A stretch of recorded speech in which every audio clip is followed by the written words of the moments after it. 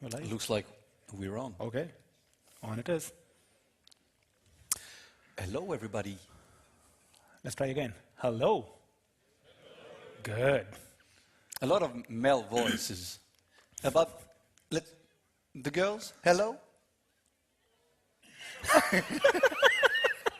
God, this industry really needs a change. Let's try again. Boys, hello. There you go. Girls, hello. Yeah. So I guess you kind of got a sense of it. You are in it to have some fun.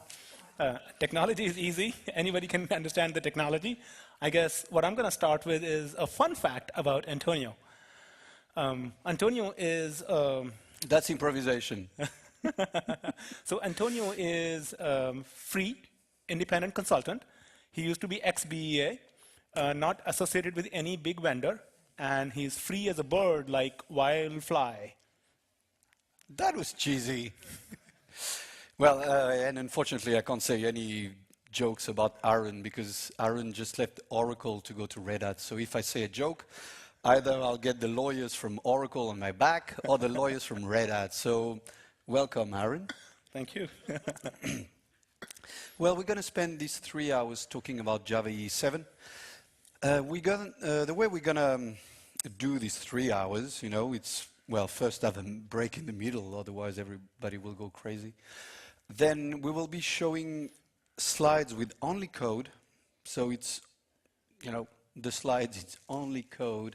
And we will do, when we can, we will show you some code in action. So basically, it's for people who already know Java EE 6, because we won't be talking about the history of Java EE 6, the specifications, or blah, blah, blah. We're just focusing on what's new in EE 7.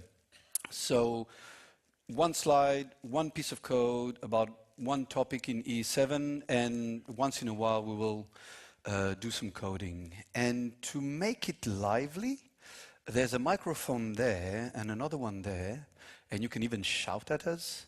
So do not hesitate to interrupt us and ask a question, because 3 hours it's long for us and for you. So let's try to keep it interactive. I know it's a big, big room and some people can be a bit shy. We can hear it when there's, you know, girls saying hello and guys saying hello. So do not hesitate to ask questions. It makes things more interactive. And just for information, the Twitter handle, both of our Twitter handles are in the footer. And you can also see the hashtag that you want to use when you're talking about the session. So generate some traffic for DevOps over here. Oh, yeah, well, we can do that too. You know, if you are in the middle and if you can't ask a question, send a tweet with this hashtag. And I'm going to use this computer to filter all the tweets. So that might be a good way to interact with you guys. Okay?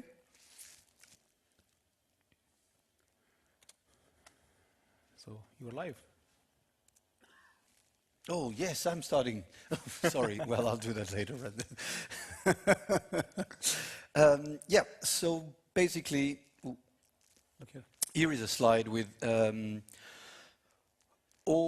most of the specifications that have been updated in EE 7. So you have all the new ones we will be talking about. They're all 1.0 specs, like batch, JSON-P, and so on.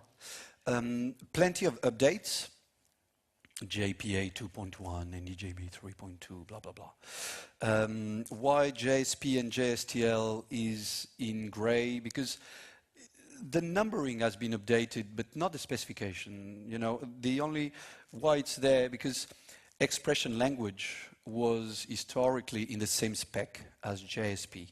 And as you can see, there's an expression language 3.0. So basically, we cut the JSP spec, created the expression language 3, so it will, you know, run on its own, and the JSP hasn't moved for ages. So it's there. The numbering has been updated, but nothing is happening on the JSP land. So here we go. Let's start from all the common things. So CDI 1.1. In CDI 1.1, there's some improvements, but not that many. I think a lot of work from the expert group was putting CDI into other specifications. As we will see, you'll see on those slides, CDI now is moving inside many other specifications. But CDI per se didn't bring a lot of new features. So we only have a couple of slides. Well, the first one is for those of you who know Java 6. Without a beans XML file, CDI doesn't work. This has changed in Java 7, so by default CDI is enabled. Because we want to, put CDI up front. So by default, the Java 7 app comes with a CDI. You don't even have to, you don't need a beans XML file. But if you want to put one, there's something new. On the beans XML file, as you can see the namespace, it's a 1.1 version now. There's this new attribute called bean discovery mode. So either you don't put a beans XML file and it works like before, all. So it scans everything, all the beans. Or you can also use annotated. That means CDI will only scan for an annotated bean, like request scoped, at named, and so on. So only beans with an annotation, not the other ones. Or you can also go none. I don't want CDI in this application, so I'll put a beans XML, but saying I do not want CDI. So again, we want to bring CDI forward. It's by default in E7, and as you will see, it's being pushed in other specifications. So let's take a look at the code then. As Antonio said, it was such a fundamental change in the Java E6 platform. One of the often heard complaints was, oh, my injection is not working. And then if you look at Stack Overflow, you'll realize, oh, get your beans.xml in there at least, just a namesake holder. So we said, no, let's make it fundamental change, have it enabled by default. So what I'm showing, the code samples that I'm going to show, first of all, if we go here, all the code samples are available on my GitHub repo. So it's github.com/arun-gupta/Java E7 samples. There are about 170 samples, all brand new samples geared towards Java E7 technology. Those are the samples that I'm going to be looking at. I'm going to be displaying as well. So if you look at the very first sample, for example, I'm using NetBeans IDE 7.4. These are all Maven-driven projects. So you can definitely open either in NetBeans or Eclipse or IntelliJ. They're all equally capable of holding it, opening it. So if I open my modules, if I look at my CDI modules, in here you can see there are modules like bean discovery all, or bean discovery annotated, or bean discovery none, or even a no beans.xml. So if I look at, for example, no beans.xml, if I look at the project structure of it, you can see in web pages, there is no webinf. That means there is no beans.xml.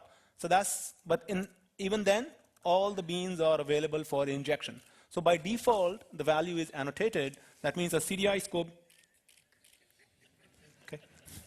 That means the CDI scoped annotate, all the beans with CDI scoped annotations are available for injection. So that's one. If I show you the bean discovery all, for example, in this case, I can look at webinf, then I can look at my beans.xml.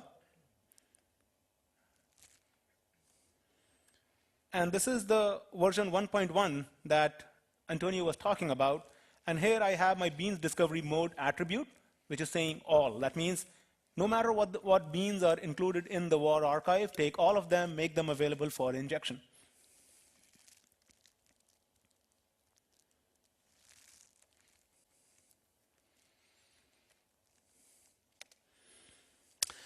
And when you say, well, I want to discover all the beans, so you know, with no beans XML file or with the bean discovery all, what you can also do is veto a bean or a package.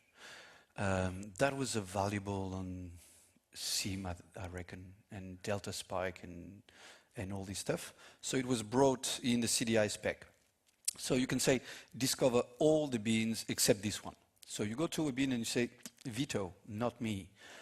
You can also put that in a package. I found that useful in the entity package. You know, very often we have a package with all the entities. You're not supposed to inject entities for several reasons. You know, the life cycle is different and so on and so forth. So what you can do now is use the package info Java and say, all this package, I want to veto it. So, you know, again, remember that CDI creates proxies quite often. So that's also a way at deployment time. So that's also a way to you know, shrink the deployment time. If you have a big application with thousands of classes, CDI will do bean discovery in all these classes. With that, you can say not this package, not this one, and not this one. So you will save a bit of time at deployment. And that's it for CDI. You know, again, not much in the CDI spec itself, but we will talk. You know, we'll talk about it through other slides. Bean validation 1.1. So this spec appeared in Java 6. And it has been, you know, there's a lot of good things in the 1.1 version. One thing that was missing in the 1.0, I think it was already in Hibernate validator, but it didn't go into the spec, is now you can validate, you can put constraints on parameters, metered parameters, and constructors, and return values.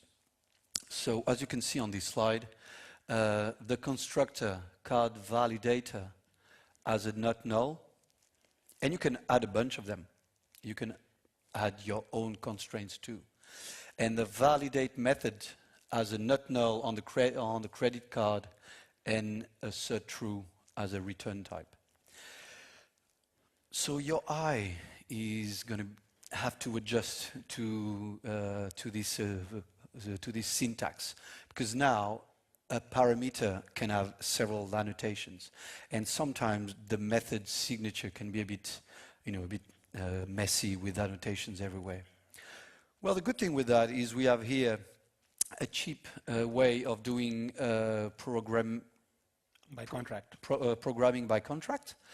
You have your pre-assertions and your post-assertions, so that's a nice way to do it. You can't get into you can't get inside this method if the credit card is null. And also the good thing is most of these annotations, if you use the documented code, sometimes English is a bit documented. It can appear on your Java doc, so that's quite nice, because on the Java doc you will read that the method validate takes a credit card that needs to be not null. So it's written on the doc, and the contract is a bit stronger. So that's also what I like about that, is it will appear on the Java doc. I think to me the real value over here is, instead of going into those if-else loops, I'm just looking at the code itself, and the code feels like English. It kind of improves the semantic readability of my code. How can I just look at the code itself and I say, oh, what this means and what this needs to do? The other question typically people ask is, what happens, if the method doesn't call? Well, effectively, it throws a constraint violation exception, which is a runtime exception. So you need to catch it and act upon it, from the way it is being called. And the good thing with Java 7 is we try to bundle specs as much as we can. So that syntax will work in most of the other specs, EJBs, CDI, JAX-RS. Unfortunately, I think it doesn't work with SOAP, because the SOAP JAX-WS hasn't been updated. So, Java is not perfect, quite. Well, I've not heard that term soap for a while though. Yeah, I think, it will not work on SOAP, but it will work on servlets and so on and so forth. So the good thing is, again, we try to make Java EE as neat as possible. So this syntax could be used in most of the specification and, of course, in Java SE if you embed the bin validation container provider. Yeah, something that was missing is if you have a validator in CDI. No, sorry, bloop, I redo that again. A validator in bin validation. So this is the class where you actually put your business logic to validate a constraint. Now you can use the injection. So once again, I was telling you that CDI is going everywhere. Now, when you create a constraint and a validator with all the algorithm, you can inject stuff in it. That wasn't possible in Java 6 and bin validation 1. Interceptors. So interceptor is this funny spec. It was bundled with EJB3, so that was back in 2006. It was only used by EJBs, and then in EJB 3.1 we had this idea of taking the interceptor part of EJBs. So basically what we did is we cut parts of the EJB spec and passed it in a new spec called interceptor 1.1, I think. I don't know why we missed the 1.0. Anyway, so now we have a specification to do interception in most of the EE specifications. Again, EJBs, beans, servlets, JAX-RS. Not sure about SOAP because it hasn't been updated. And we updated it in Java 7 for 1.2. For those of you who recognize the bottom part of the slides, so in interceptors, since EJB3, so long time ago, we can intercept a method called with this around invoke. So you put an around invoke and you call a method foo and it gets intercepted at the beginning and at the end. That's worked for the last 7 years. So that's typically the way, for example, if you will build your own transactional interceptor, that's what you would use. And bin validation came along and said, hey, it will be good to be able to put constraints in a constructor, what I showed you before. How do you do that? Well, the call to the interceptor is intercepted. The call to the constructor is intercepted. Thanks to that. So because of bin validation, the interceptor spec has been updated. So now instead of around invoke, you put the semantic is, it's exactly the same as around invoke. You put an around construct and it intercepts a call to the constructor. So one thing to be aware of this is, if you are putting your interceptor on a stateless or a stateful bean, then the around construct must be on the interceptor class. Otherwise, for other cases, it could actually be right on the bean itself, as in where you're defining a POJO. On the POJO constructor, you can say add around construct, and that would work.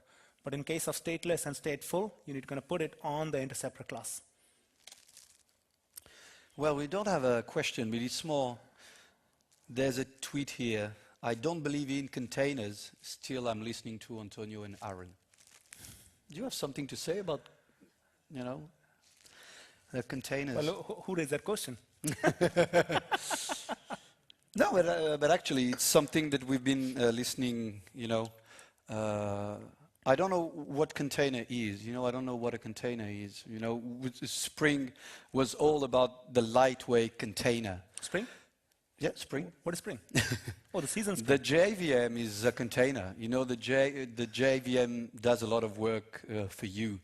You create an object and the JVM takes it out of memory. So a container is here to help you. The JVM, Spring. One of the main problems with Java EE was the container was seen as the application server itself. And when you talk about WebSphere or WebLogic, it is in fact a big container. But you know, a container is just a JPA provider.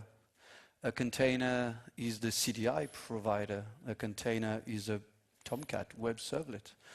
I don't know. I think we live in a container world.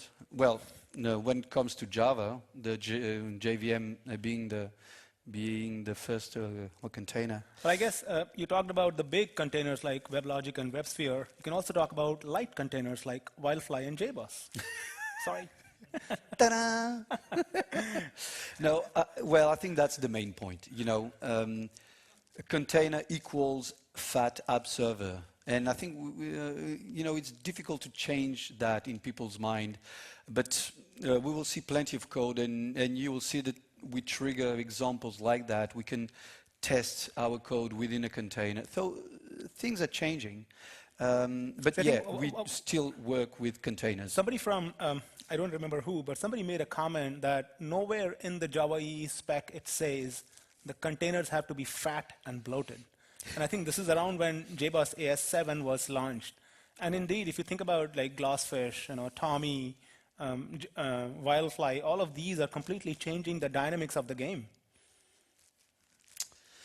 Let's go back to the slides. Interceptors. So with CDI, CDI brought interceptor bindings to interceptors. So that's an indirection, quite a neat one. So again, this is Java EE 6 stuff. But the problem with interceptor bindings is we didn't have a way to order them. So in Java EE 7, the interceptor spec and the CDI spec got together and created that. So now, when you have a CDI interceptor binding, when you have several ones, you can order them using a priority. So as you can see, there's an annotation called priority. You put it a number, let's say 12, and you have another one, you put another number, let's say 200, and the 12 will be intercepted before the 200, and so on and so forth. And we even have constants. So now, for those of you who use CDI interceptor bindings, you can prioritize them.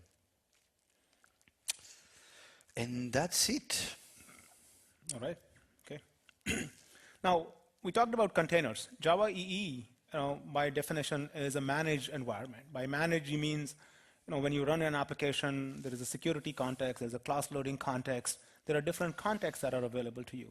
And that's the reason Java EE specification says you cannot spin up a user thread, because if you spin up a user thread, what context does it run in? I don't know. I mean, who manages the thread? Because I'm the container. I manage the whole thing. Now, that has been a constant complaint from the developers, and Oracle heard it, listened to it, and as a part of that, JSR 236, which is concurrency utilities for Java EE, was introduced in the Java EE 7 platform. Now, with that, basically what you're getting is, in Java SE, you have your standard executor, managed or scheduled executor, and so on, the objects like that. So effectively, we are taking those standard design principles, which are available as part of JSR 166Y, which is the concurrency utilities, and providing a managed version of those. So here, for example, you can have user threads in Java EE applications, which are now actually managed by the container for you. Effectively, we are taking all the utilities from Java util concurrent package. So how do we get started with this? Well, let's take a look. I can inject, first of all, instead of an executor service, I have a managed executor service. I can just say add resource, and then the managed executor service is injected for you. Another thing that we have done in the Java EE 7 platform is to simplify, how much boilerplate code you need to write. If I'm injecting a managed executor service, what is the need to specify the JIND name? Or be able to say, oh, by the way, create this executor service and then be able to inject it. So the platform itself provides default managed executor service. Those are the default JIND names that are available for you for injection in your application. And so essentially, what I'm doing here is either I can do add resource managed executor service, or I can say from the initial context, do a lookup, which is the default Jindy name for the executor service. Either way, I get a managed executor service. Now that's one way of using the managed executor service. The other way is wherein in a web.xml, which is your deployment descriptor, in the web.xml, you can specify, you know what, I don't like the default name. I'm going to use my own name, my application-specific names, and I'm going to create a bunch of those, and I'm going to use them all across my application. So then you start declaring your resource environment references. As you start declaring those resource environments, you can start accessing them. And then in here, just like I was showing earlier, instead of using default executor service, you can inject the executor service name that is in the web.xml. So let me show a quick code of that. Aaron, someone is saying, I'm loving the shameless JBoss and Wi-Fi plugs by Aaron. That sponsors my trip. I used to pitch about GlassFish earlier. Nobody said that.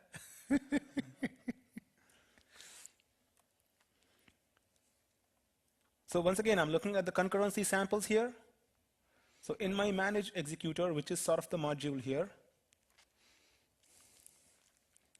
I look at my source packages.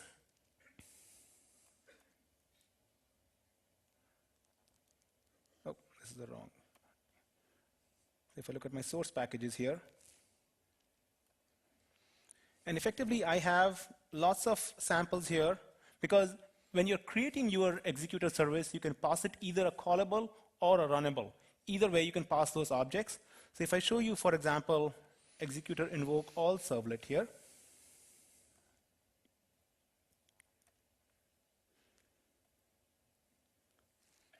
now, is that big enough? Everybody can see? At the back of the room? At the back? Yeah? Okay, good. Thank you. Now, these samples are like using a very dumb interface in the sense there's a JSP, there's a servlet, and the crux of the code or the crux of the technology is actually in the servlet itself.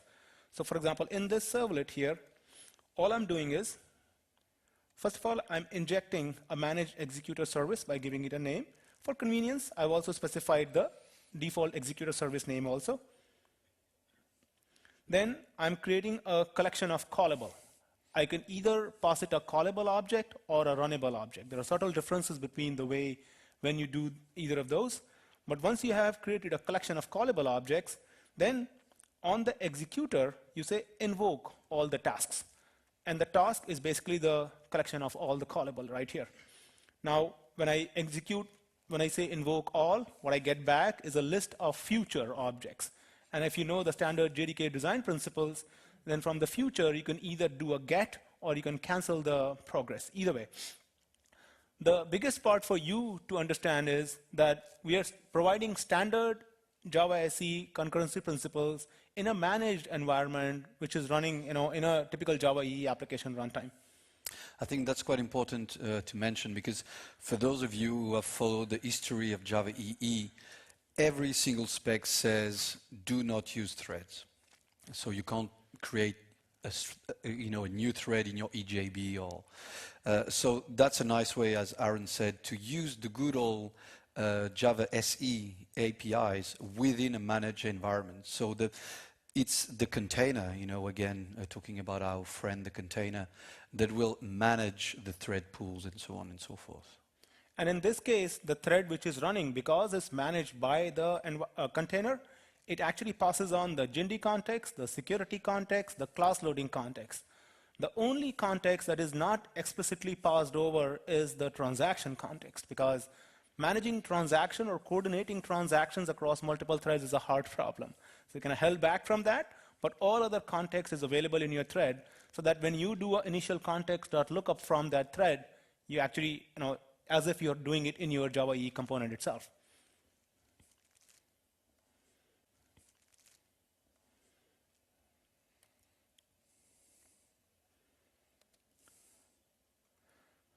So just the way we have managed executor service corresponding to executor service, similarly we have managed scheduled executor service for scheduled executor service.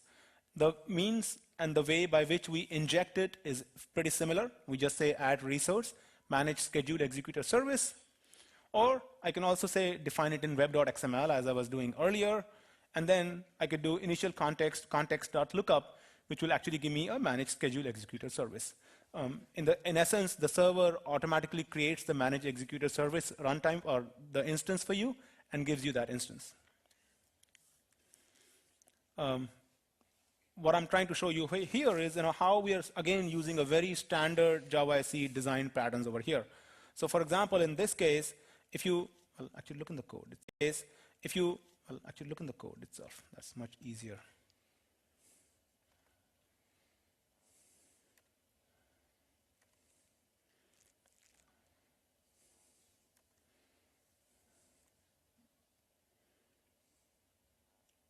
So here I injected my manage schedule executor service on line 66.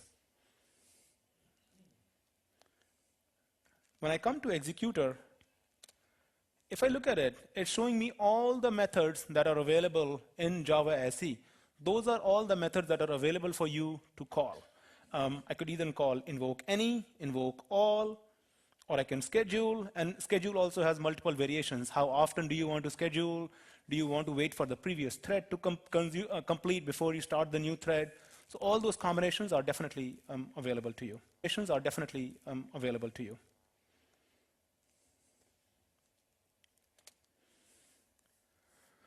So we have two manage objects. First is manage executor service, then there is a manage schedule executor service.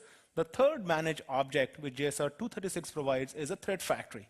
Now this is for the cases where you want to create your raw threads. Just like a thread factory in Java SE, here you can say I want a raw manage thread factory. Again, this is managed by the runtime. Either you can inject it using add resource, or you can do a context.lookup providing a default context factory name. The only additional thread or additional method, so to say, it provides you is shutdown, so that you can figure out whether the thread factory is shutting down. Can you spin up new threads or things like that? So when you do a factory new thread, what the code is doing behind your back is using a thread from the application server thread pool and give it to you. So as you can see, we don't do a new thread. We go factory new thread. Give me one from my pool, the one when you start up a container, you can give a size of the pool thread and so on and so forth. So give me one from the pool. Now, and that's a very good point actually, because in your web XML, you can start defining those different thread factories so that they're scoped to your application. One thing to realize though is what we're providing is those managed objects. There is no standard way by which you can configure what is the timeout of the executor service? How much pool do you want? That is not a standard. That is going to be an application server specific for now. Hopefully, it will get standardized in a future version of the specification as well. And finally, we have the fourth manage object, which is creating dynamic proxies. You can take any random POJO and associate the context information with it. So your standard context like class loading, JNDI, security, all of those contexts can be very easily associated with any POJO, and then you can run with it. So here it, for example, shows an example. I can, like other manage objects in JSR 236, I can inject a context service. Then from the service, I create a contextual proxy. I just happen to use a runnable object here. But now I can, to the executor, when I submit my proxy, is a dynamic proxy maintained by JSR 236 runtime in your application server. Remember, if you have any question, just either shout at it, use the mic, or send a tweet with our hashtag. So now we've seen 4 specifications, CDI, bin validation, interceptors, and concurrency, that can be used more or less in all the other specs of Java EE. So that's why we put them on the left to show you that these are common specifications. Now let's go back to the core of Java EE. A typical web app uses entity, a facade, which can be an EJB, a controller, and so on. So now let's talk a little bit about JPA 2.1. one thing that we, struggle a bit with Java EE. We've been saying for the last 15 years that Java EE code is portable throughout application servers. Well, it's still not 100% true, but it's getting better and better. And that's a typical example where we're doing a lot of effort in standardizing things across implementations. So in JPA 2.0, there was no standard way to say, create the schema of my database. If you wanted to do that with OpenJPA, Eclipse Link, or Hibernate, the properties were all different. Well, now we've standardized that in 2.1. So any property that starts with javax.persistence is standard and should work across all the vendors who implement the specification. So now, if you want from your entities, from your annotated entities, create the database, or create a script, a DDL script with all the drop and create stuff, you can do it with new standard properties, javax.persistent.schema generation, and then you have either .scripts or database, or both. You can create the ask JPA to create the database and also write all the DDL scripts. Something also that's quite new, new and good, it's at startup, you can ask JPA to execute a script. So here I have the javax.persistent.sql load script, and you give it a name of a file with SQL in it, and when you start up your container, the first thing it will do is run the script. So that's the perfect, the perfect way to insert data into your database at startup. For those of you who know Hibernate, that's exactly what Hibernate did with a file called import.sql, I think. Now you can put that in your persistent XML, and you go, when you boot up, please load the database with the script. And this these properties are important in the sense when you go in a cloud environment. So you may not do it, but the idea is you bundle the SQL scripts, which is your DDL and your DML, with your WAR file. You drop it into the cloud. At the deployment, the DDL generates the table, and the DML, which is your load script, automatically loads the tables. So with the deployment, the application is automatically created. And I got a code to show here.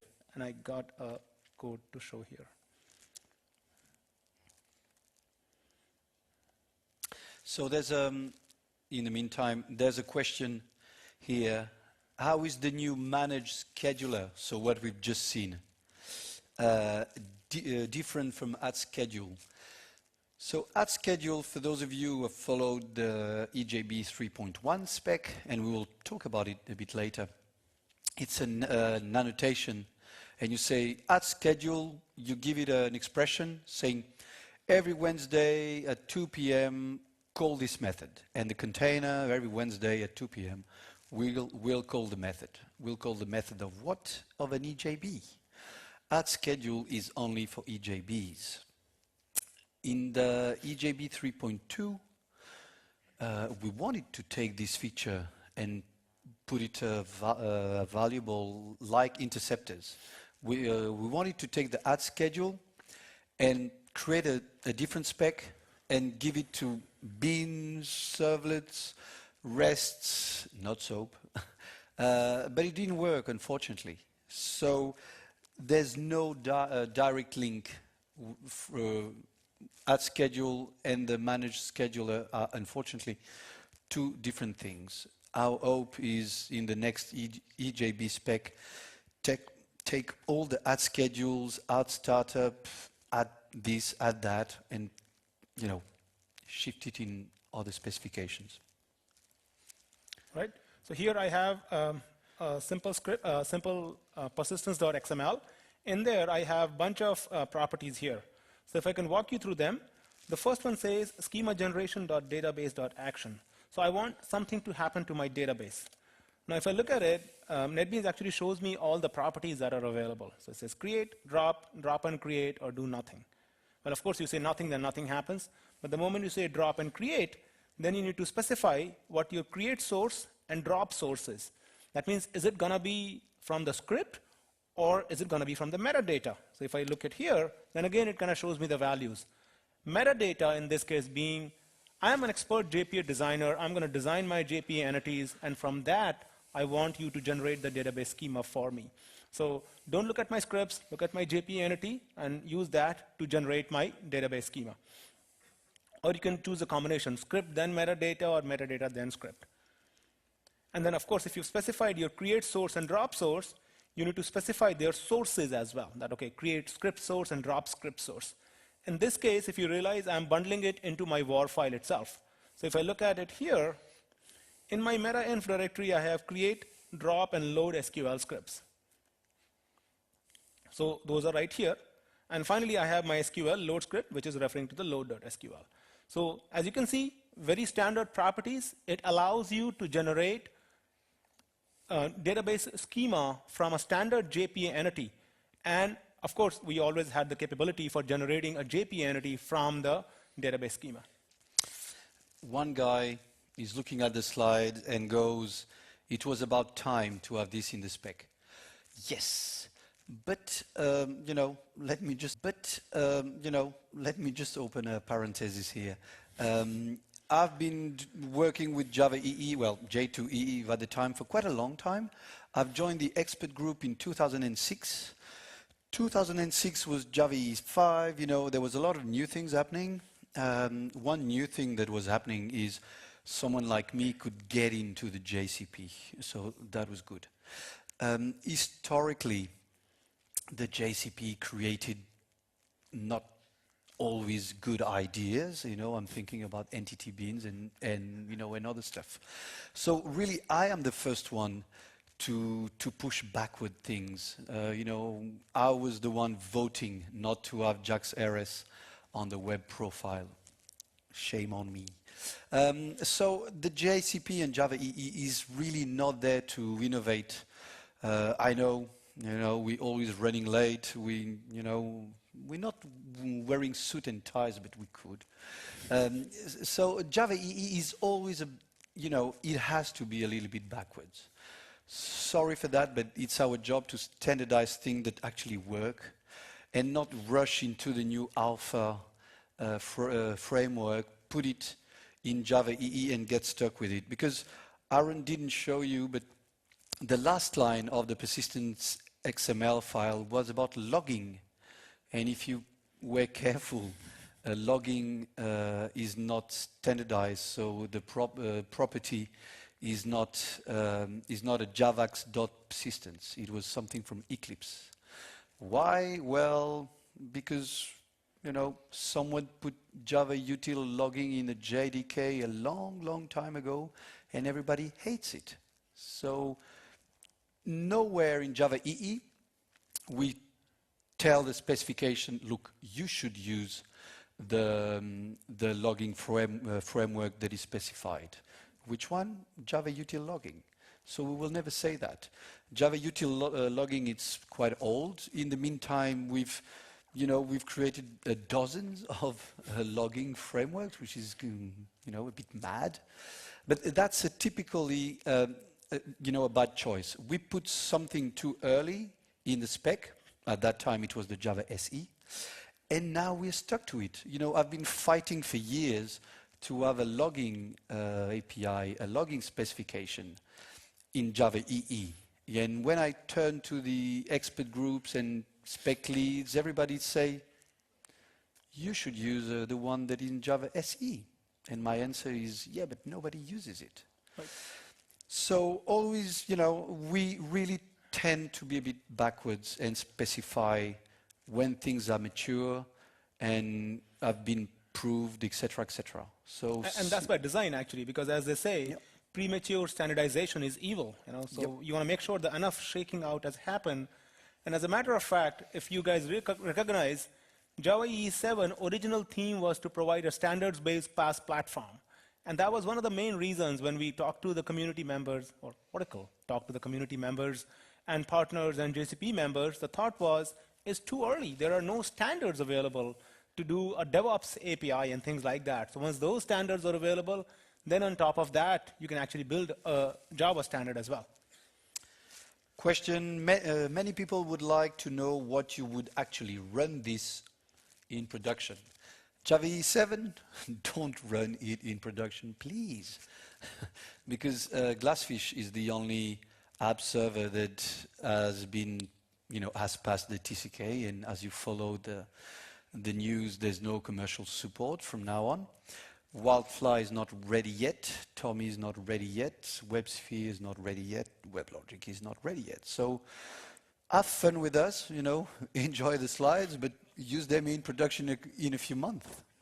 But see, I think the good point though is, because you have GlassFish and other application server catching up pretty fast as well, at least be ready when you're ready to go into production. It's not that you decide today and you're into production tomorrow. So at least start prototyping your thoughts. You know the APIs, you know the technology, you know the concepts. Start looking at it. Pick GlassFish, pick maybe a promoted build of Wildfly, or see if Tommy is available. Any of those, start trying it out. In a year and a half, when you're actually ready to go production, then those app servers would be ready. It's funny, we have two questions about the same topic. Is the transaction type still on persistence unit tag, or can we define it as a property? So we'll talk about that. And the other one is, I thought we were trying to move away from XML for configuration. And that's an interesting topic, because we actually are thinking of creating a specification for Java EE 8. So don't use Java EE 8 in production yet. We're starting to talk about it. I don't know what will happen, but there's a Google group. It's open for everybody. Please, please, please, please join in any JCP expert group. It's quite easy. Just take a bit of time on the evening and weekends, but anybody can do it. We've started to just talk. So we didn't file a JSR yet, but we are actually thinking of doing a spec about configuration, the entire Java EE space, everything, in a DevOps way. So a bit of XML there, a bit of properties there, a bit of system properties, and so on and so forth. So stay tuned, things might happen in EE 8. And I think one more point that I would like to highlight here, for example, is there is no JTA-data-source element in here. And that is another thing that we've introduced in the Java EE 7 platform, which is a default data source.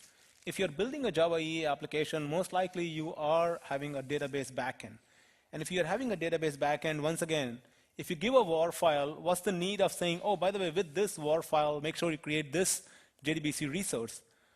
Here is a default resource, which you're available. If you persistence.xml does not specify it, that's what is being injected for you automatically. Now, you can, of course, change it, but at least that lowers the barrier to entry into the platform itself. Well, if you create your database schema and now it's standard, what about having indexes? JPA says that when you create a primary key, you have an index. When you create a constraint on a foreign key, you have an index. But that's it. Now you can have performance indexes with this new annotation called @index. Here I have the book entity. A book has an ID, but it also has an ISBN.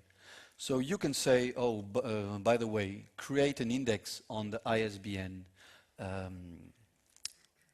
column. Something new, when in JPA we have the persistence context by default as the lifespan of a transaction. So when you commit, it flushes everything, clears the persistence unit, and that's it, and you create a new one again. Since JPA 1.0, we also had the extended one. So it can span much longer. And thanks to CDI, now things are much more bundled. So you can create, well, you can start a conversation with a stateful bean, put it in an extended mode, and you do a lot of creates, updates, and delete, and at the end, you can commit the entire thing. Well, now there's something new with JPA 2.1, is you can say, well, by the way, I don't want, any of those.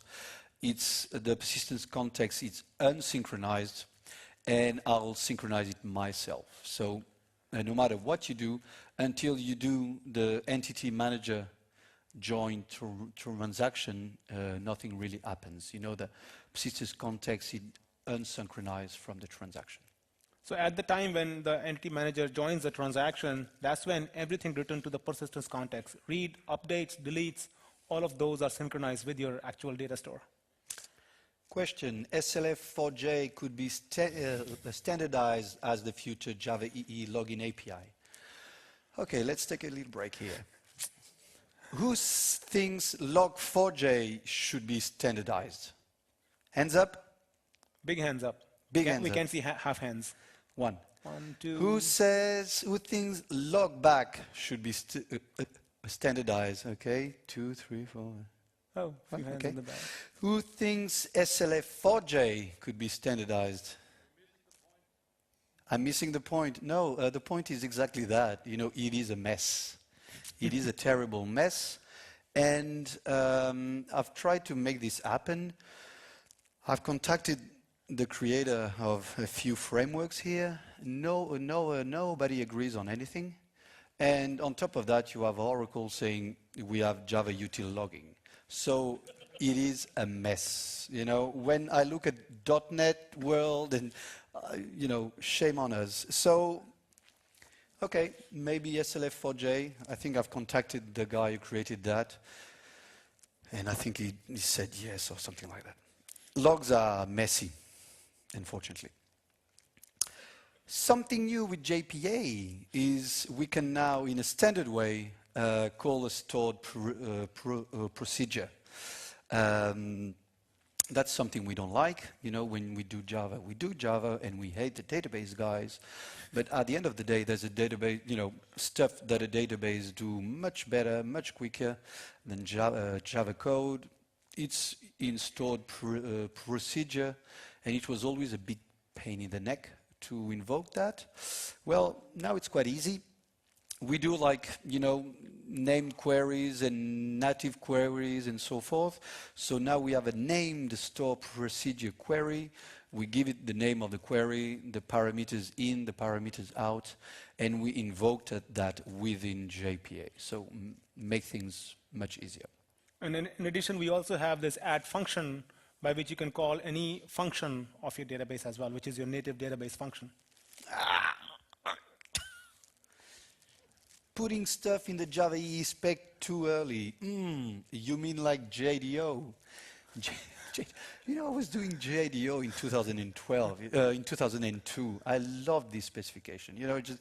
I loved that, and I don't know why they stopped it.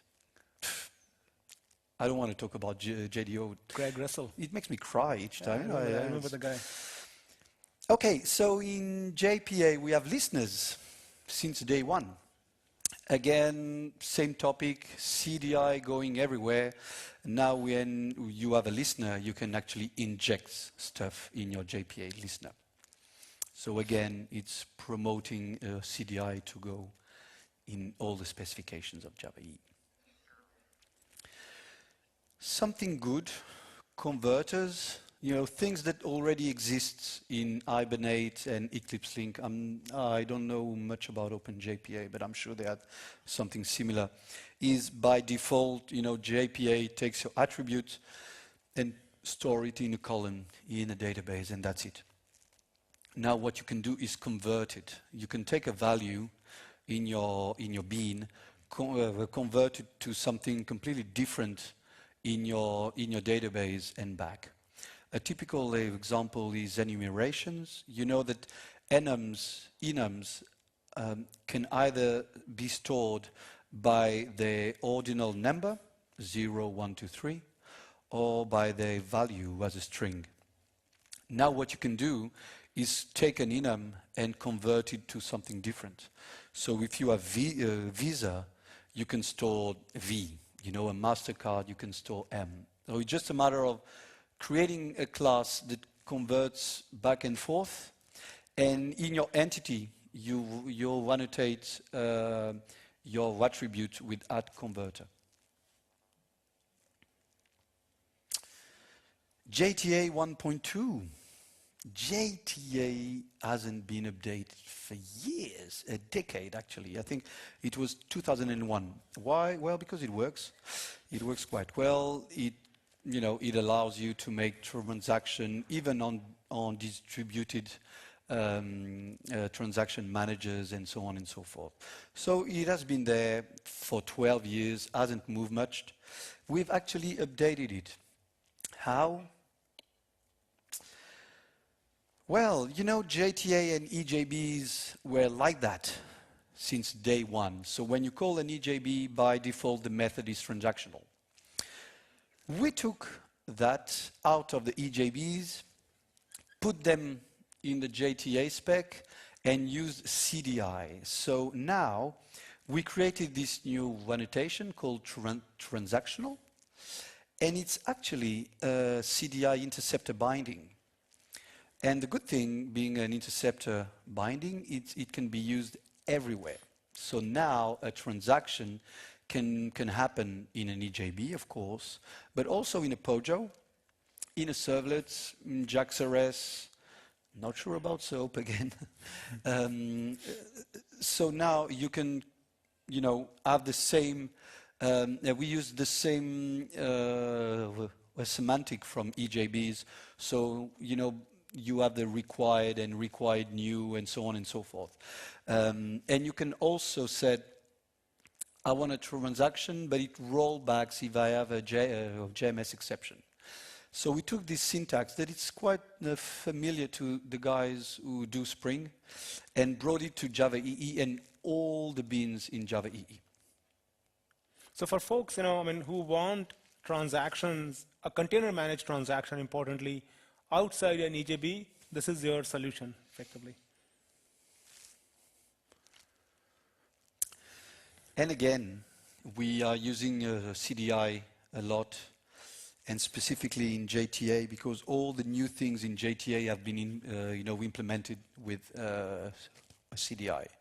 Transactional is just an interceptor binding, a CDI interceptor binding. And with JTA, we can scope beans and variables, that span the time of a transaction. And that's with this new scope, which is a transaction scope. And transaction scope is a CDI scope. So with a CDI, you have the normal scope, the application scope, the request scope, conversation scope, and so on and so forth. In JTA, you have the transaction scope. So here, we inject the same bean, book bean, B1 and B2. You see, at the bottom, we do a begin and a commit, and we print the reference of these two beans. Being in the same transaction, it's actually the same bean, okay? So the CDI will inject you a bean for the duration of a transaction. The duration of a transaction. I'll show you code on that.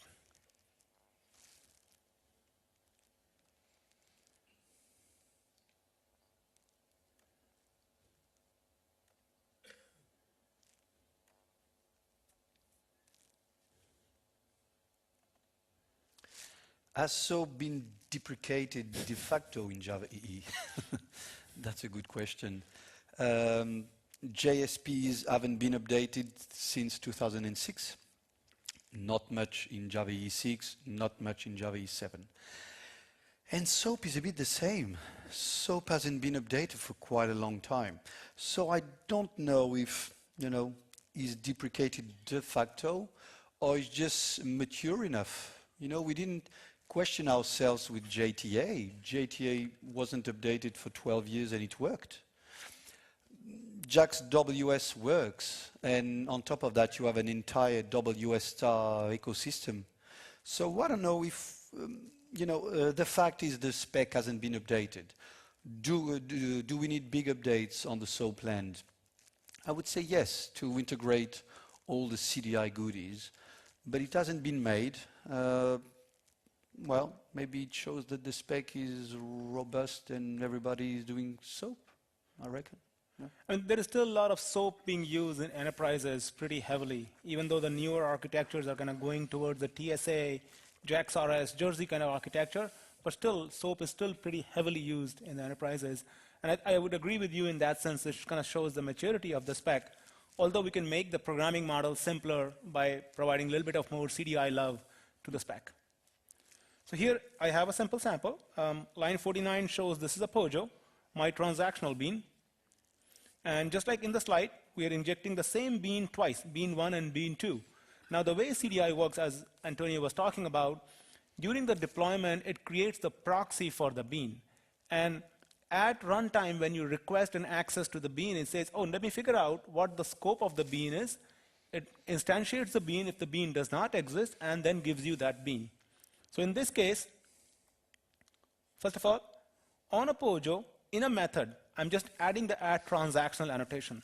The moment I add that annotation, that means this method only is transactional. Similarly, in scenario 2, I'm adding add transactional. Only this method is transactional. In scenario 3, I do not have add transactional. That means there is no transaction in this. Now in this case, I'm just saying bean1.getID. If I look at the getID method, it's very similar to getReference, basically this plus string concatenation, which gives me the object identifier. Now here, I say bean1.getID and bean2.getID. This is implicitly running in a transaction, so the object identifiers are exactly alike. As soon as I get out of the method, the transaction is committed, the bean instance is lost. Come scenario 2, a new transaction is started. Again, these two IDs are exactly alike, but very different from the ones that are over here, because this is a new bean that is created for you. And in this case, since there is no transaction running at all, when you try to access the bean, it says context not active exception, because my bean, if I look at my bean, it is actually in transaction scope. So kind of shows you a clear example based upon the slides. Clear example based upon the slides. Well, a very good question. With new JTA 1.2 spec and its transactional annotation, what's the benefit in using EJBs? Services. If you draw a table and you say, this is a managed bean can do this, this, and that. This is an EJB, it can do this, this, and that, plus this, this, this, and this. It's just a matter of services. What we wanted to do in EJB 3.2, and we're just talking about that now, it's take all the services of EJBs and externalize them. Interceptors, I told you interceptors were bundled with EJB 3.0. We took them out in 3.1 and said, this is an interceptor spec and anybody can use it. Servlets, POJOs, and so on and so forth. That's what we wanted to do with EJBs, and we achieved only transactions. Now we have a transaction, we took it out of the spec, and we can put it everywhere. POJOs, servlets, JAX-RS endpoints. We wanted to do that with everything. I actually wanted to get rid of the EJB spec and call it enterprise services instead of enterprise Java beans. If we externalize everything, then you take a POJO and you said add transactional, add pullable, add this, add that. And add stateless could just be a stereotype. So you could say add stateless is transactional, pullable, runnable, blah, blah, blah, blah, blah. Unfortunately, we couldn't do that. And EJB 3.2, there's not much in it. Hopefully, the next version of EJBs, fingers crossed, we will just take the spec, break it down,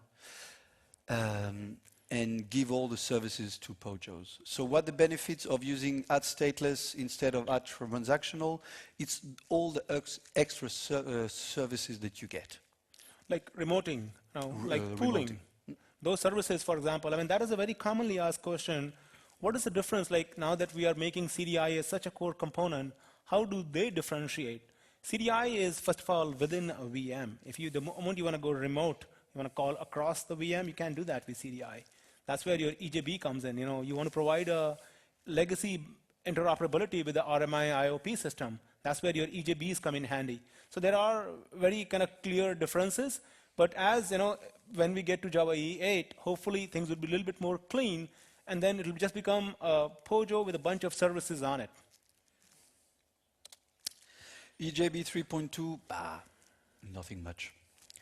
As I said, we just took the transactional semantic and put it on other specs. But for those of you who know EJBs quite well, the way you declare a transaction is with an annotation called God, I can't even remember, transaction attribute. We have created something different called @transactional. So the semantic is the same, but the implementation is not. Why? Because most of this stuff lives in the javax.ejb package. And you can't take something from javax.ejb package and put it in a POJO. So it is a bit messy. We should have gone way, way further with EJB and really break all these services into pieces. We couldn't. So there's nothing much in EJB 3.2, well, the stateful EJBs, if you want, you don't passivate them. And it's all right, it's not that bad. No, it's not that bad. It's so much better than Spring, though. Yes, it is. No, and in EJB 3.1, we created the EJB Lite concept, saying if you use this subset of services, then we call it an EJB Lite, then you can deploy it in a WAR file. So local calls, transaction, interception, there's about 5 services. We've inflated those, so now in an EJB Lite you can have an @asynchronous and @schedule. Is the slide okay? Because there was a tweet saying it's a bit blurry. Oh, it is a bit blurry. Yeah, it is a bit blurry. Can the cameraman guys, zoom a bit or something? Oh, it's EJB, I guess. EJB is a blurry. This is a typical example. We had the @asynchronous, which is great. You can make an asynchronous call without doing threading and anything. The schedule, again with the cron syntax, very handy, very efficient. That was only in EJBs, and we put them in EJB Lites. But that's the perfect example. We wanted to take all these guys out and put them valuable in the entire Java EE land. So we just moved them to the EJB Lite. And that's it. Better than Spring. JMS 2, again, we are talking about JTA in 2001, JMS 2001, 2 fantastic specs that haven't been updated for 12 years. As we just show you, the JTA has been updated to give you flexibilities, in all the Java EE's land. In JMS is a bit different. They took all the same concepts, but they've renewed the API. So if you look at the specification, they talk about the classic API and the new simplified API. So now you have 2 APIs to work with. So the good old way will work, but now there's a new way of sending messages and receiving messages. Thanks to the JMS context API. As you can see on the top line, we've lost all the animation with the PDF, because I was showing line by line. But as you can see on the top, the connection factory with the connection factory, so the same good old API, you can now create a context. You have a JMS context, and you use, you know, the Fluent API style to either consume a message or produce a message.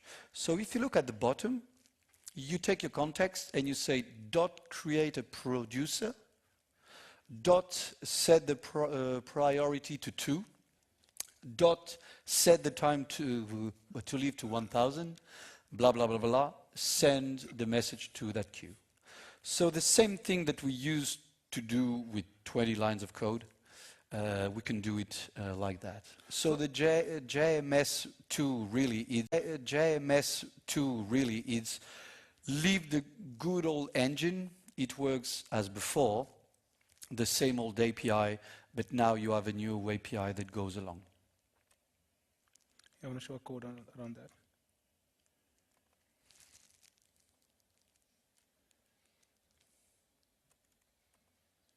What the fuck? Did you copy Spring from like years ago? Crazy.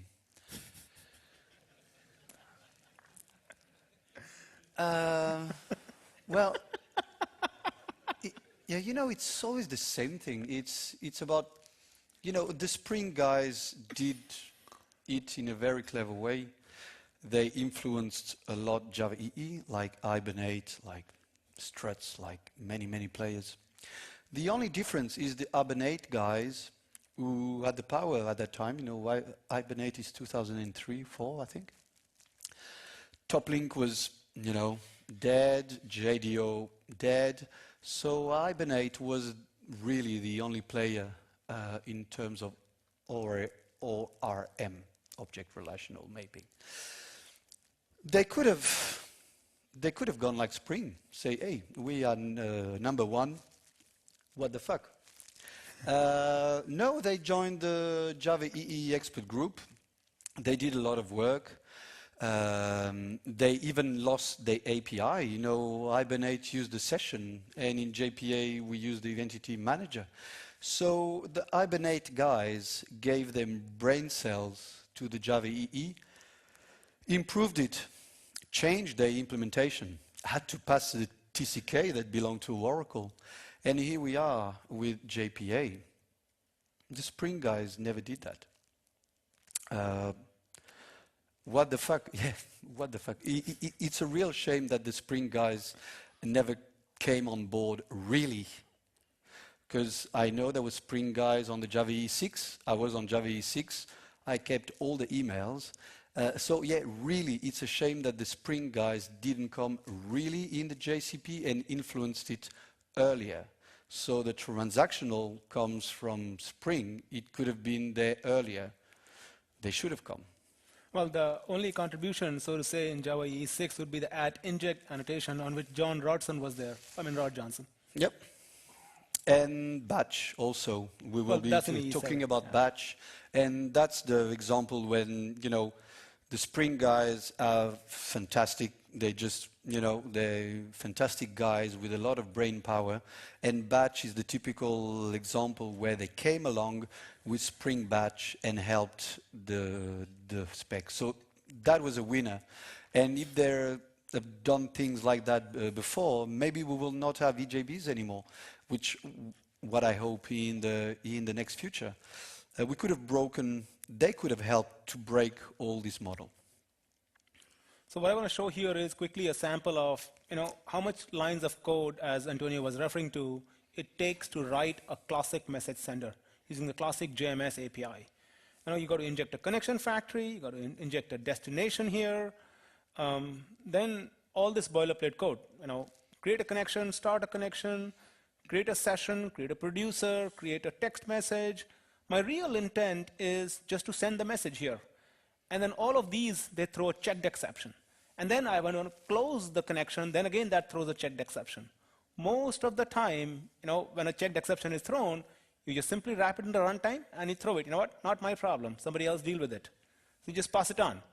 Well, that's sort of the methodology we took with Simplified API. So right here in Simplified, that's all the code, really. JMS context is my injection point here.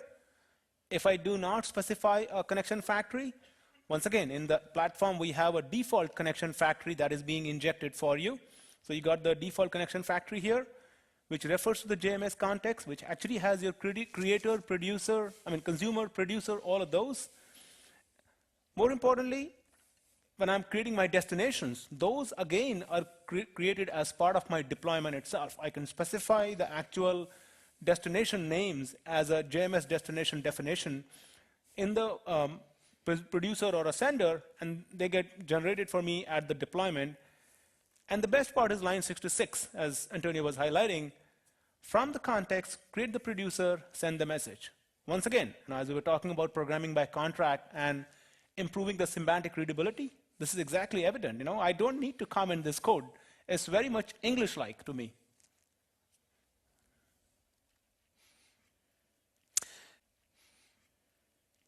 And like Aaron was saying, the good thing also in JMS 2.0 is they have a bunch of new exceptions.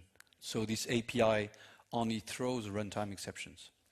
You know how exceptions can be messy in Java SE. They were also messy in Java EE because they were saying that application exception shouldn't roll back.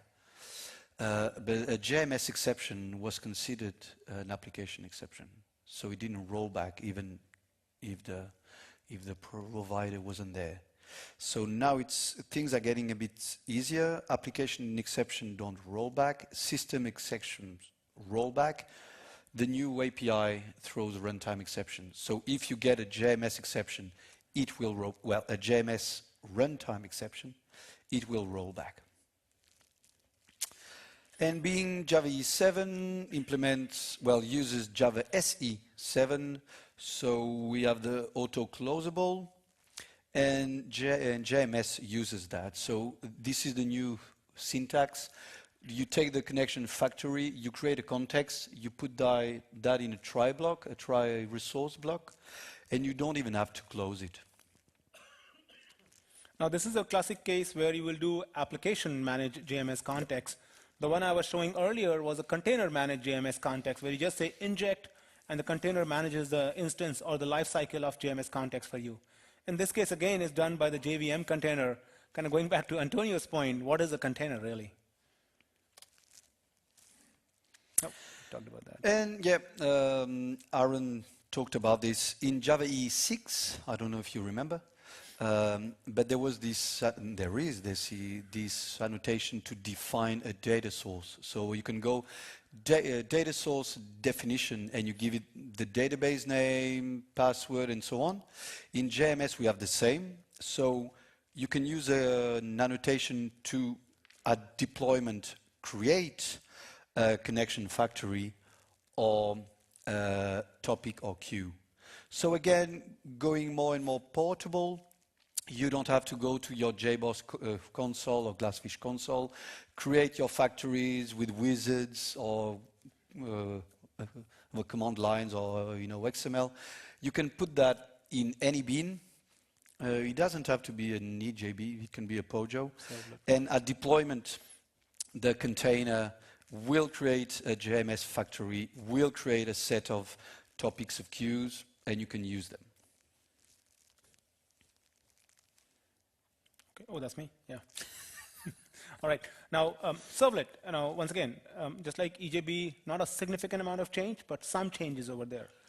Typically, in a servlet, when you have a do-get method, if you are reading in a servlet do-get method, it's a blocking read. For example, you are opening up a stream, you are going in an iteration, input.read till it returns -1. That -1 could be for different reasons. Either the client timed out, or there is nothing available, or the connection is lost, or properly maybe the connection is closed. But either way, on the server side, your thread is blocked while it's trying to read the data. So, and what we teach our kids, it's not good to be greedy, it's good to share. That's the theory that is behind this thing here. So in Servlet 3.1, we added non-blocking I/O. That non-blocking I/O is enabled really by just two interfaces primarily, read listener and write listener. Nothing dramatic over there, very standard design patterns of suspend and resume. This basically allows you to say, okay, now I'm here in an asynchronous servlet. First of all, this works in an asynchronous servlet only. So in an asynchronous servlet, on a servlet input stream, you can set up a read listener, and similarly on a servlet output stream, you can set up a write listener. On the read listener and write listener, the methods are pretty intuitive as such. Now on the read listener, it says on data available or on all read. So on data available method is called like whenever the data is available. So then you resume that thread. The container automatically resumes that thread for you, reads the data in it. And when the data is read, effectively in there, you say, asynchronous servlet, I'm done processing. So it closes the connection on that side. Similarly on write listener, so you're sharing the thread over here. So for example, as I said, it's only for an asynchronous servlet. So here I'm saying async context. I'm starting an asynchronous servlet here. Then from the request, I get the input stream, and then there I just set the read listener. On the read listener, as I said earlier, on data available or all data read, those methods are being called accordingly. The thread is automatically parked for you and is given back to the container for doing other important things. HTTP protocol defines this mechanism by which you can update an existing HTTP connection to either a newer version of HTTP or a completely non-HTTP protocol. That's called as HTTP upgrade mechanism, and it's a standard mechanism defined in the HTTP RFC itself. We leverage that in WebSocket, and we'll talk about WebSocket in a second, but the idea is Servlet 3.1 specification provides a standard mechanism by which you can upgrade existing HTTP connection to something else. Essentially what you do is you provide a HTTP upgrade handler, and in there you have a web connection. Web connection basically gives you a servlet input stream and output stream. Now it's completely up to you how you want to handle input and output. You can say I'm just upgrading to a new version of HTTP connection. Just provide a new HTTP upgrade handler. Or a WebSocket connection, then it becomes a WebSocket upgrade handler. So it's completely up to you how you want to deal with it, but there is a standard servlet mechanism. That's how we are leveraging it in a Java EE 7 runtime container, as a matter of fact. Another aspect of servlet that I would like to highlight here is, now in this code fragment, what I'm showing is, I have a web XML. In this web XML, I have a get method that is being accessible at this particular URL. Now I could add a security constraint to this. If I add a security constraint to this, then get method, only the get method becomes protected. Everything else is unprotected. So anybody could call post and delete and things like that. And it kind of gives you a warning that, hey, your other methods are unprotected in that sense. Now, to simplify that and to actually provide a much better and improved security, we can add an element to web XML called as deny uncovered HTTP methods. Now, just by adding that one element in your web XML, you could say, fine, my get is protected, but everything else is protected as well now. That means you just deny a request to them. So this kind of provides a much tighter security to you as a web application developer that even by mistake, you don't want to expose your post and delete methods, which may be doing something random for you. Looks like there's, to the guys standing at the door, looks like there are 2 empty seats next to the spring guys. Spring guys? No, the empty seats have gone. Okay, I guess the spring guys are still around. Oh, okay, so this is me or you? Yeah, you. Oh, thank you, okay. All right. Now, HTTP has served us very well so far, but there are some issues with HTTP. First of all, is client initiated. There's a client that makes a request to the server. Server then processes the request, generates a response, and then the client receives it back. So it's all client driven. One. Second, typically for each request, whenever you make a HTTP connection, there's a new TCP connection that is being initiated. You receive a request, receive a response, TCP connection is gone. A new HTTP connection means a new TCP connection. So there's a lot of connection being established and being torn down by and by again and again. So that's the second problem. The third problem is when you're sending a HTTP request, there is a choke full of headers that goes as part of the request. Now the RFC by itself says you can send only 2 headers, but typically you send those requests from a browser, Chrome, Safari, Opera, whatever it is. And when you're sending from the browser, it just adds a chunk full of headers as part of the request. And when your application server responds back, it again pulls a whole lot of headers in the response. So effectively, you're exchanging about 2K of headers just for a simple hello world. That's a lot of message exchange. That works okay if you have to exchange maybe few messages per second. But the moment you get into the level of thousands of messages concurrently, that's the problem. And that's exactly the domain that WebSocket is trying to solve for you. Effectively, if you want to think about a one-line definition of WebSocket, it's a full duplex bidirectional communication channel over a single TCP connection. Well, it's bidirectional. That means client to server, server to client. It's full duplex means client and send to server, and server can talk to client independent of each other. There are no predefined message exchange patterns. And the best part being, as I explained earlier, you can upgrade an existing HTTP connection. So you have a TCP connection established, you have a HTTP connection established, you upgrade that connection to WebSocket, and that's it. All the communication between client and server is over that single TCP connection until one of them says, you know what, I'm done, I don't want to talk anymore, and you tear down the connection. So that's the basic concept of WebSocket that you want to understand. Now let's see how we are implementing that in the Java EE 7 platform. JSR 356 is the JSR that provides support for that in the platform. There are several ways in the, a couple of ways by which you can actually provide support for WebSockets in the Java EE 7 platform. First is what we call as the annotated endpoint. As you can see, here I have a public class chat server. In the chat server, I have a single annotation called as @server_endpoint. I specify the URI at which this endpoint is listening, and that's it. Literally one class, no deployment descriptors. This gets packaged into my WAR file, and that is my WebSocket endpoint. That's about it. Now, if it's a WebSocket endpoint and it receives a message or an inbound message, then you somehow want to dispatch the message to a business method.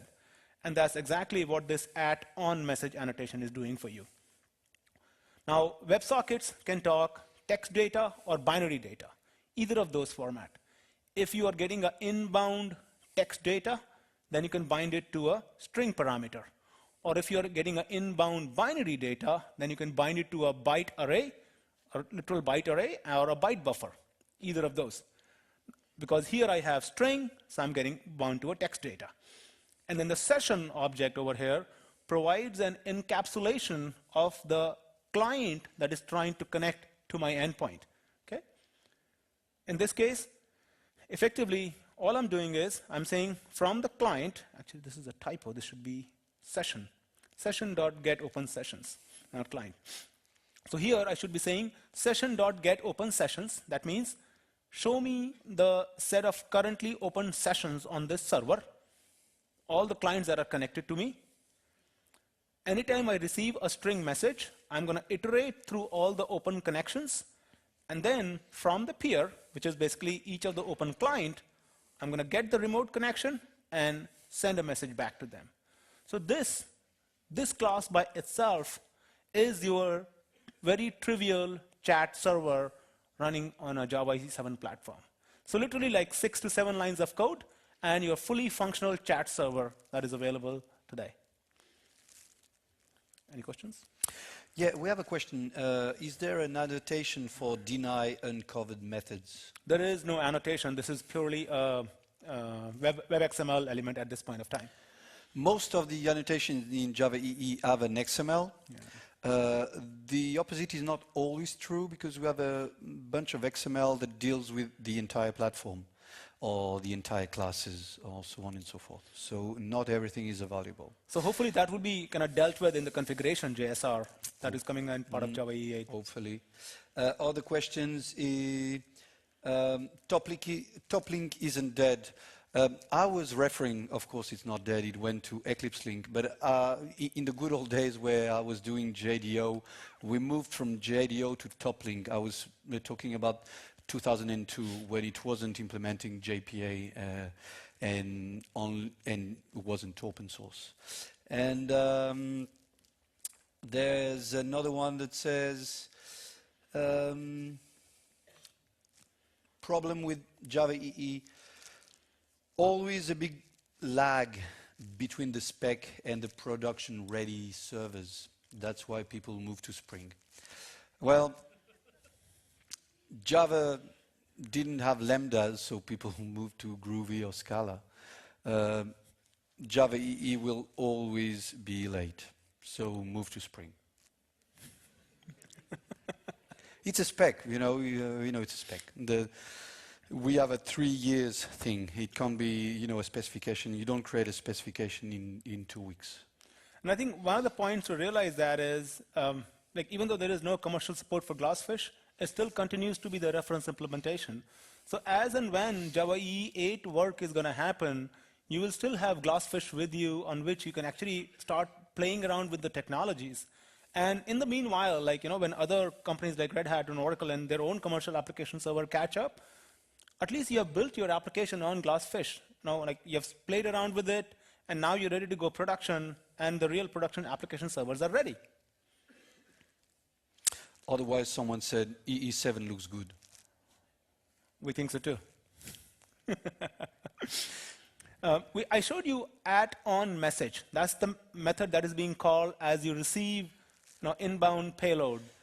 In addition, we also have some lifecycle callback methods, like when my client is opening a connection with the server endpoint. So that's my @onOpen. Here again, method name doesn't matter. All it matters is just the right annotation. And then I say onOpen as a method parameter, which is optional, by the way. I can say session. And this is, again, the encapsulation of the conversation between the client and the server.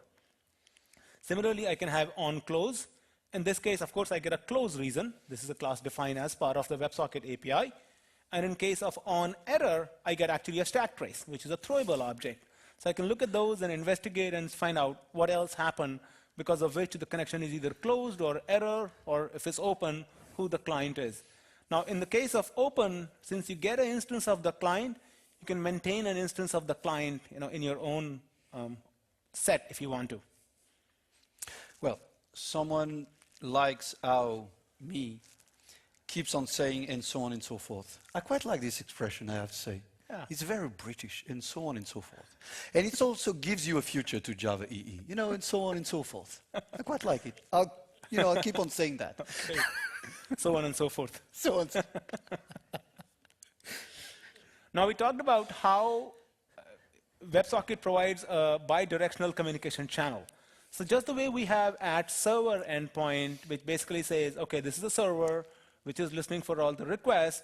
But once the client and server are connected with each other, you got to have a client endpoint as well. Because who would the server talk back to in that case? So that's what we have the @client endpoint annotation for.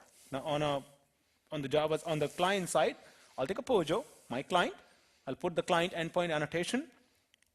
There is only one method that you need to override at least, which is @onOpen. So that when the client connects with the server, this is the method, this is how you're going to connect with the server. And then you can, of course, have your additional lifecycle callbacks here as well. But how with the client, because it's a client, you need to actually connect it to the server. So essentially, outside the client, you would need that method which would actually connect to the server. And that's exactly what your container provider is going to do for you. So from the container provider, you'll say, get the WebSocket container, and then you connect to the server. You provide the client class name. WebSocket endpoints are available as ws://. That is the URI scheme required by the RFC 6455, which is where the WebSocket protocol is defined. So you connect to that URI, and you specify that URI in when the client is connecting to the endpoint. API of endpoints. Okay. Rent points. Rent points. Okay.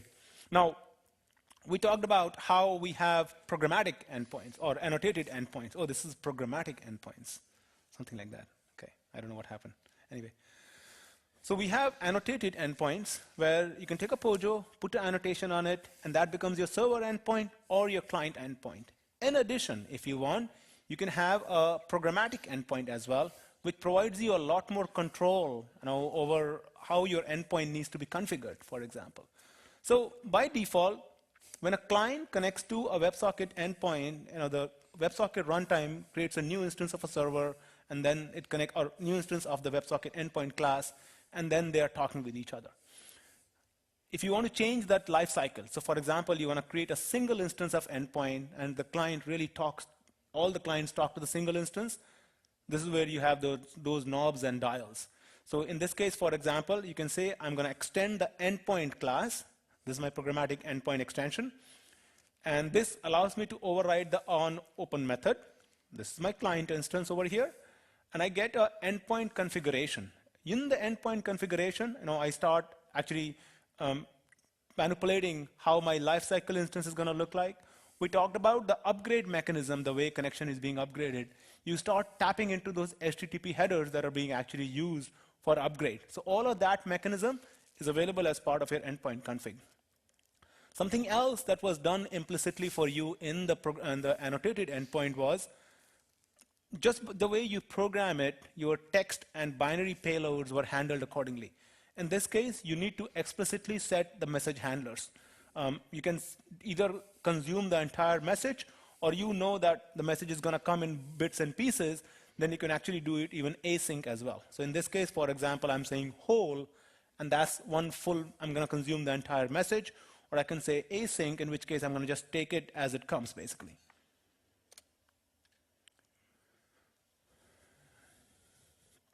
In this case, this is the example I was talking about earlier. So for example, I'm taking my application config, and I'm defining how my endpoint configuration is going to look like. I'm just returning a set of server endpoint configs over here, and in there, I'm creating the instance. And I'm exactly specifying what the configuration is going to look like. My config is, again, my own application configuration information that I need to specify. And I think I show that class here. There you go. So in that my config, I basically extend server endpoint config.configurator, which has this get endpoint instance method. So this is where I can say I'm going to create a single instance of the WebSocket endpoint, and that's the one I will keep returning every time, instead of the default lifecycle where a new instance of a server class is created and returned back. And this is the modify handshake method, where the connection and the client and the server handshakes are actually being manipulated. Any questions? Well, people are dying to have a break. We should let them die or give them a break? Yeah, maybe. Okay, let's have a break. So it do you want to finish the WebSocket? It's nearly over. I got 3 more slides. Yeah, I got 3 more slides. Three Yeah. more slides, okay?